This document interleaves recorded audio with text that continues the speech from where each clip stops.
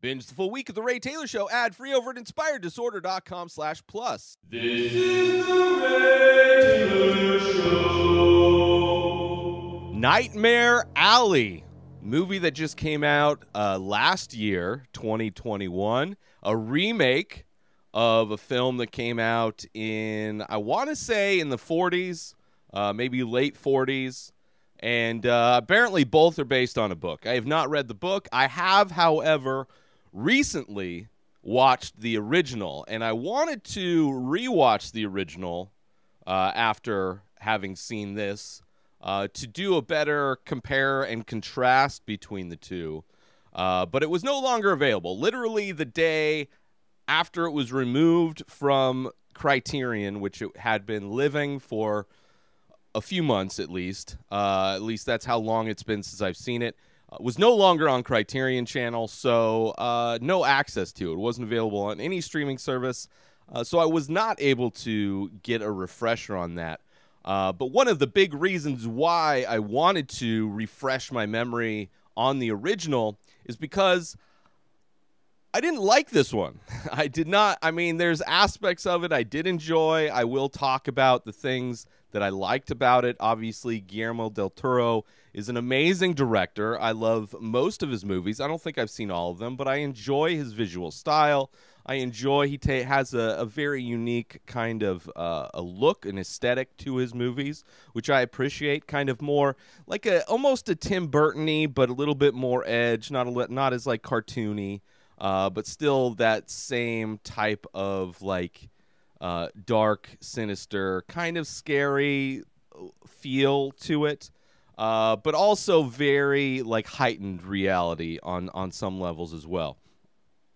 So I appreciate the upgraded visuals of this movie. I think it definitely looked amazing. The changes in the overall story, the small adjustments, I didn't necessarily like. I think Bradley Cooper is one of the most overrated actors, especially in this movie. Like, his performance is kind of all over the place. Like, on some times he's playing like this innocent, boyish, kind of like excited kind of a character, and then others he's like silent and brooding, and then others he's like the man in control of everything, and they can happen from one second to the next. And I don't know. I just not a big fan of his. I think he's overrated. I think he's just kind of a pretty boy that gets put in things, and people love pretty boys. What can you say? It is Hollywood. But I don't think he's a very good actor at all. Not very good. Kind of a good director. I think A Star Is Born was an interesting movie, but I don't really appreciate like his performance in that necessarily. But anyway, it does have Bradley Cooper in it. To its detriment, I believe. He plays a character called Stanton, which I don't think his name is ever muttered in this movie, but Stanton is his character's name. And he's a guy who, it's kind of a rise and fall story. I really loved the original that was made in like the late 40s. I believe it was the late 40s. I should probably have looked that up a little bit. Preparation. A lot of people very angry at my lack of preparation, which isn't true. I prepare quite a bit. I'm just really bad at names. Pulling names is, the harder I try, the farther away, the more difficult it is for me to grasp onto what that person is called. But aside from that, you know, this movie, super, it looks cool, some really cool shots, rise and fall story of this guy who gets a job working for a carnival, and then starts learning the ropes, starts kind of being part of a mentalism show, kind of learns some techniques, decides to go out on his own, and flies a bit too close to the sun, as it were, is the type of story this is.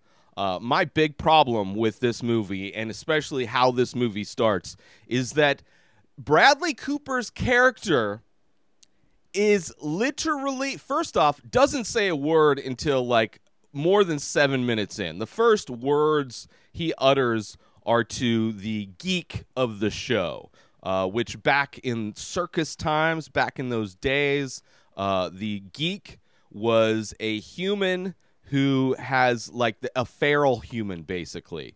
And they would have him like eat and devour like live chickens and things like that. Very kind of a gruesome thing. And a lot of this movie is set up on like understanding the depravity of a person that would become a geek.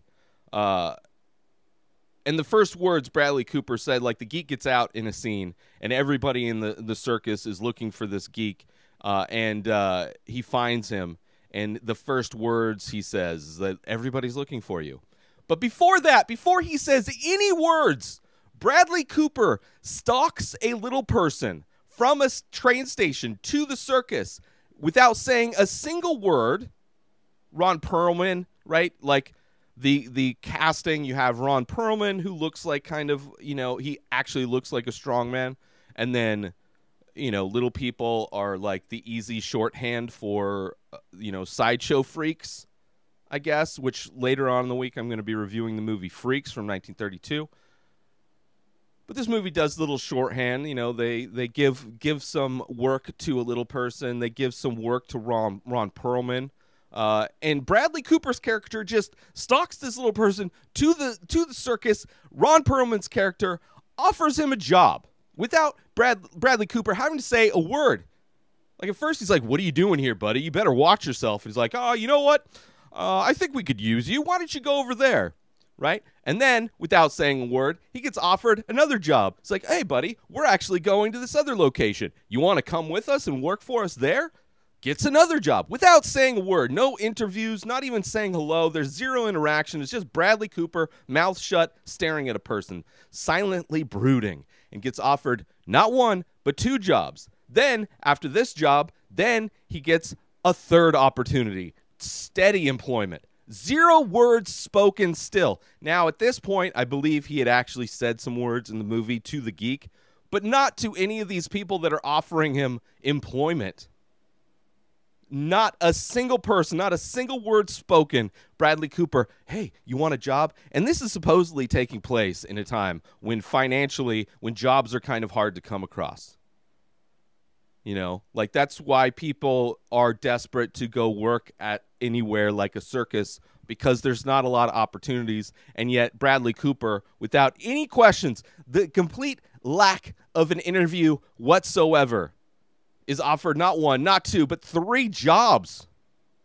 Then they go to a place where there's like a house set up by the circus for some reason, which another mentalist works with her like older friend. I don't know the relationship necessarily that they have, but he's like an older guy, whereas in the first movie it was more of a love interest. Bradley Cooper just walks into this person's house, and this person's like, "Hey, welcome. You want to take a shower? Yeah, come on. The guy that lives here, he's sleeping." Oh, but there's no problem. Nobody has an issue with Bradley Cooper just walking into our house, asking to take a bath. Not at all. And guess what? He gets offered to work with them. Later on, he gets offered to learn the tricks of the trade. At no point has Bradley Cooper's character ever like implied, insinuated, asked to learn, asked for employment, asked for a job.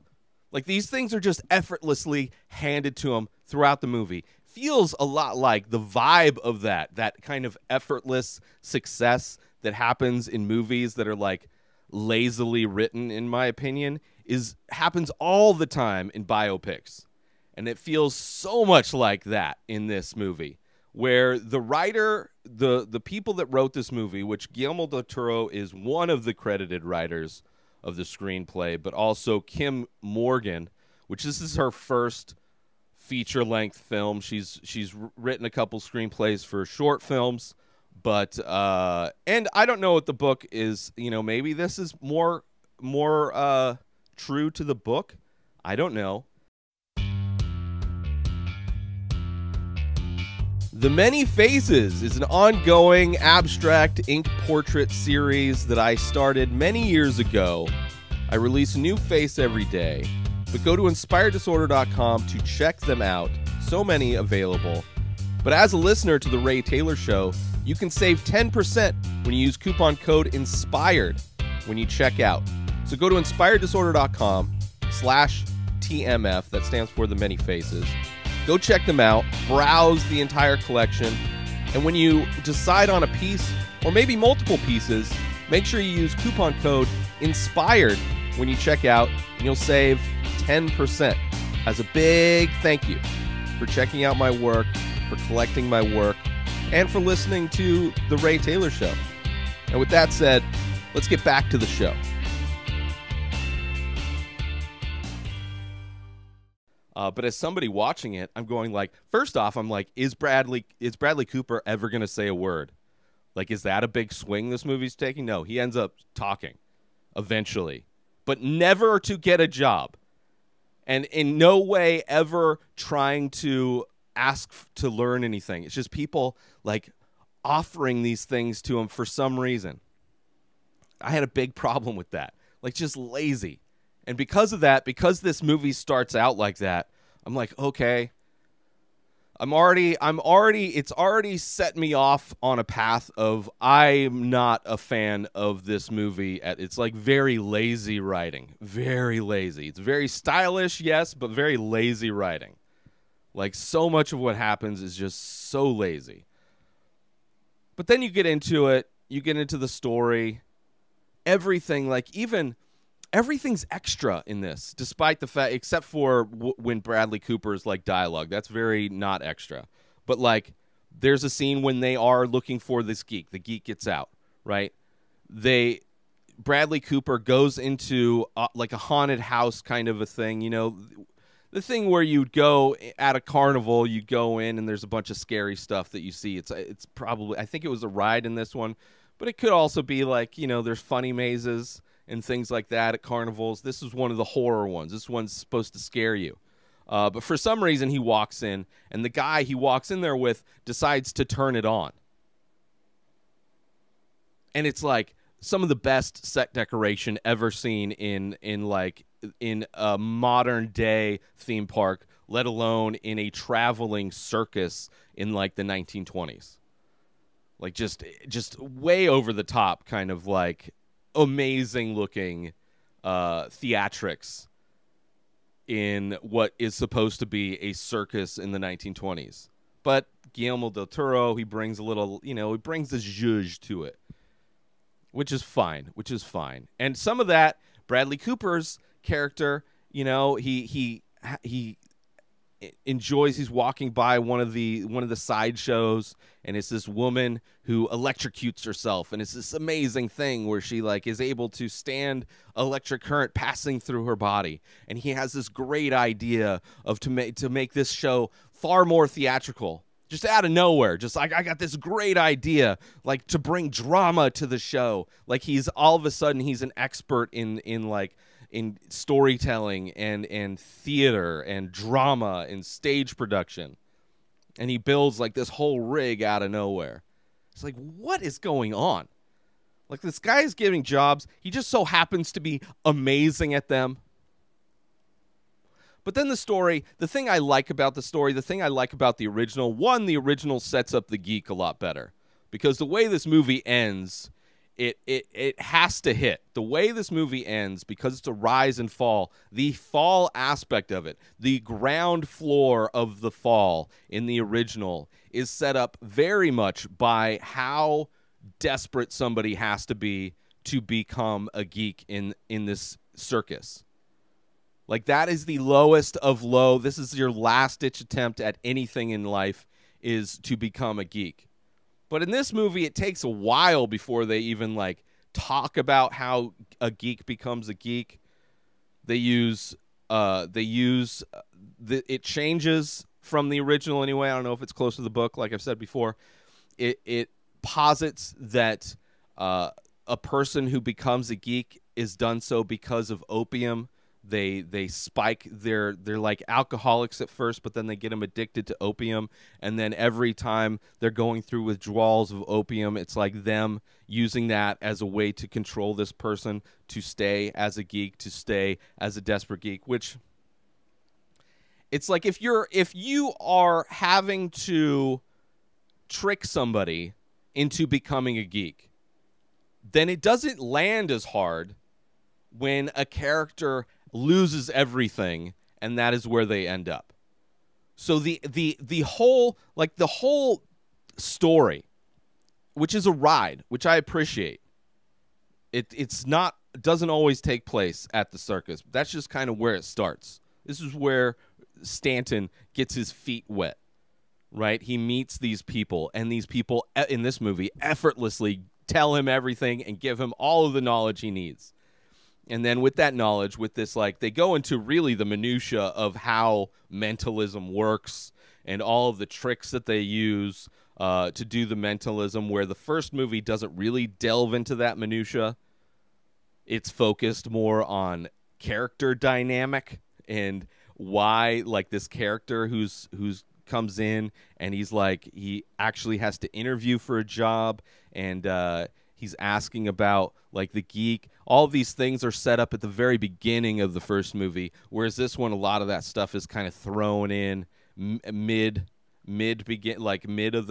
of the first act, towards the end of the first act. Maybe some of the, it's like, it's almost an afterthought, the fact that there's this story going on, and they delve far too much in the minutia of, like, how they communicate with each other to guess people's family members that are dead, or to guess what items are being held in their hand, which is interesting. It's an interesting aspect of it, but it completely throws away and negates any kind of emotional connection you have to any of these characters. Like, you don't, I find it very difficult for a good-looking dude to be offered multiple jobs in the 20s in a time of, like, financial stress for everybody. He's just effortlessly employed for effortlessly being taught all these things for no reason. Like, I have a problem caring about this guy. And then there's also, which I actually find kind of interesting in this, which there's not a lot of backstory with this main character in the first one necessarily, but in this one there's a little snippet. And it's where this movie really starts, is where you see Bradley Cooper. He's in, like, this shack. The floorboards are torn up. And he pushes a body that's wrapped in cloth into the hole that's created from all the floorboards being ripped up. There's a gas can strewn around, gas everywhere. He lights a match, and CG fire everywhere. CG fire. He's burning this house down, this shack down, with a body underneath the floorboards. That's how it ends. So you don't know what his relationship is to this body. You don't know, like, is he a murderer? Is he, like, a bad guy? We don't know that. And the fact that he doesn't say anything in the beginning is like, okay, maybe they're trying to make this as he's a bad guy. And then it goes back. Another thing, you learn some more. He grows, he does a few more things. And then it cuts back to another scene. And this time it's a scene before, the fire gets started, where the person that had been thrown into this hole and burned is an old man in a bed. And it's him. You don't really hear, he's like having dreams throughout this movie, where these flashbacks. And you have Bradley Cooper over this old man, not really saying, you can't hear what he's saying, but it looks like, oh, it's his dad that died. And then he, when his dad died, he threw him in a hole and he moved on. Like, and then he started this new life. That's why he started this new life working for the circus, because he had nothing left. His dad was gone. Join Inspired Disorder Plus today. Head on over to inspireddisorder.com/plus to join. Membership includes members-only discounts and deals. You get access to the Ray Taylor Show completely ad-free, as well as bonus episodes.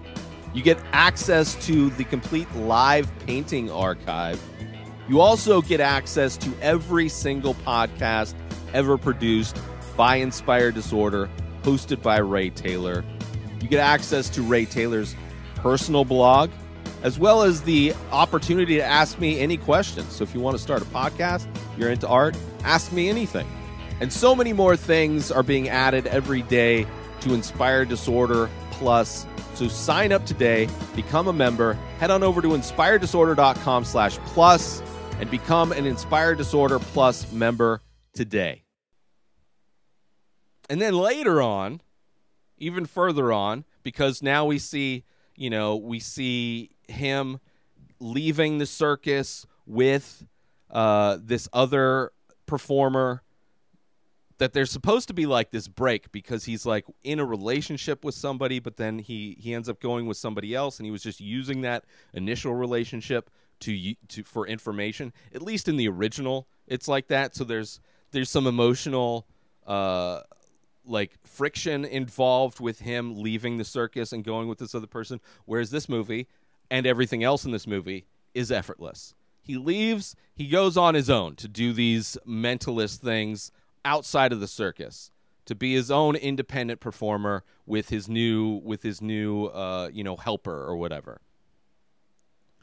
And then, of course, through that, he kind of gets, it's part of the rise and fall is like where somebody starts, overstepping, crossing moral lines. And that ends up leading to their downfall, where it's like they just went too far over the line, and now they have to pay for the things that they've done. And it's at that moment where you realize, where he's having a dream again, where the old man is his dad, obviously, and he hated his dad. So every time we're flashing back to this scene of him at his old place, which Bradley Cooper's like 40, and I think initially at the beginning of the story, he's supposed to be playing a lot younger.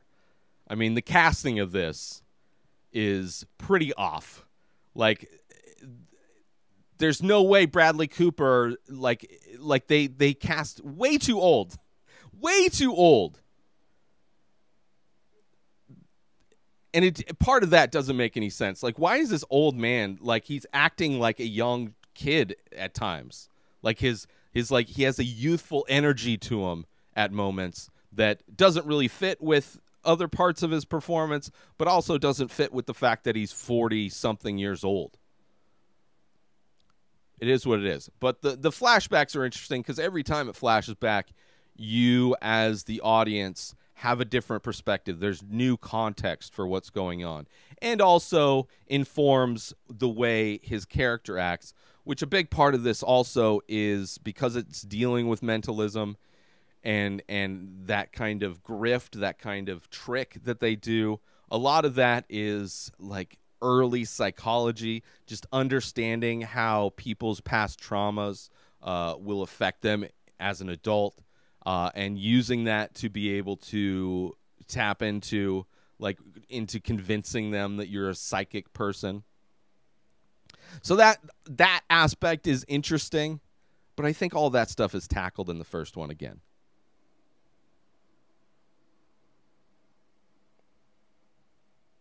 But yeah, it really felt like a biopic. I mean, really great scenes, really cool looking scenes, great cinematography, photographed well, all of that stuff. Great. Casting, not the greatest. Writing, pretty horrible. The story itself is great. So people could probably watch this without ever having seen the first one and have a great time. I'm sure there's a lot of people that love this movie because the story is great. It is a ride of a story. But the way that story is told, I think, is very lacking, especially compared to the original. But again, I didn't get to rewatch the original to necessarily. Like, maybe in the original, the guy doesn't speak. But I know he has an interview. Like, the way the first one starts is he goes to the circus, and he has a little interview with the guy running the circus. And he's asking about the geek, and he's like going in on about the geek and how like the geek is how depraved a person would have to be for that to be their lot in life, to become the geek at a show, which makes it hit so much harder in the first one versus this one. This one at the end right? Obviously, spoilers. I've already spoiled so many things, and I've kind of mentioned the end of this one. But the end of this film hinges on the fact that you see this person, you saw his rise to fame, to stardom, to having the world in the palm of his hand, and then it all, because he crossed moral lines, it all goes away. He went too far. He flew too close to the sun.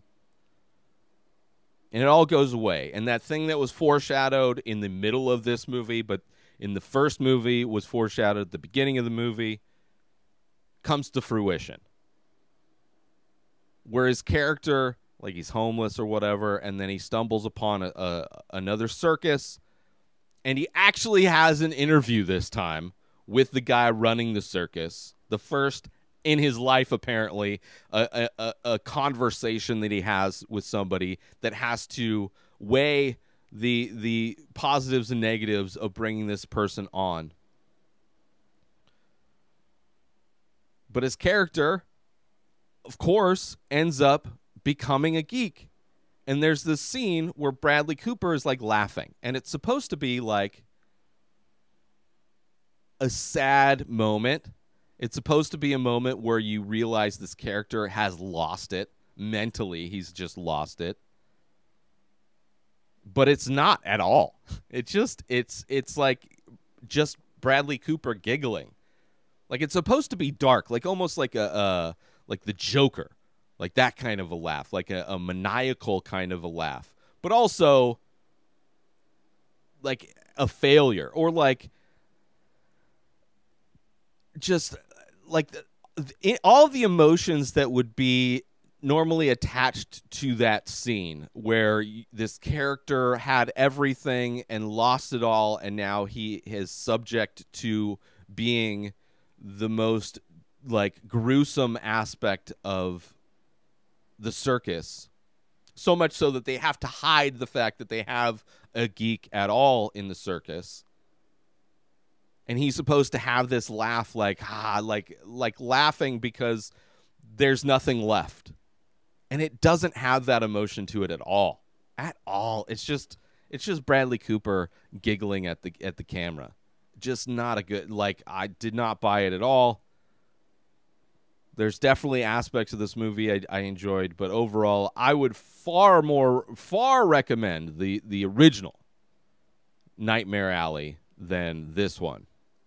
And it's a shame because I enjoy Guillermo del Toro. I think if this was just written by somebody, like if they just did a straight up remake of the original and didn't change the script and just updated the casting, updated the visuals, even with Bradley Cooper, I think the writing would have made Bradley Cooper's lack of performance at least more bearable because it's just written better. But in this one, it's just like all the connected tissue is just thrown away in this movie, and things just happen because, and it doesn't make any sense. But check it out if you want. It's not horrible, but I wasn't a big fan, and 100% I was tainted from my viewing of the original. I think going into this without having seen the original, I probably would have maybe enjoyed it more. I don't know if I would necessarily have noticed the fact that he has just handed things for zero reason whatsoever, but maybe not. I don't know. But check it out if you want. It is released not only on HBO Max, but also on Hulu. So they want to get it out there because I don't think it did well in the theaters, and I'm not surprised. I know there's big fans of this one, but and I don't know if they've seen the original, and maybe they have, but yeah, it didn't blow my socks off, as it were. But check it out if you want. Nightmare Alley from 2021. New episodes of The Ray Taylor Show come out every single day. Subscribe on YouTube and everywhere our podcasts are found. Binge the full week over at inspireddisorder.com/plus. Buy Ray Taylor Show merch over at inspireddisorder.com. And follow the show on Instagram at Ray Taylor Show. Have a wonderful day, everybody. Peace out! Today is the day where you wake up and you realize that everything that you've been dreaming about, everything that you've been wanting, every goal and wish and hope that you've ever had can become real. Dreams can come true. What you manifest in your mind, you can bring to reality.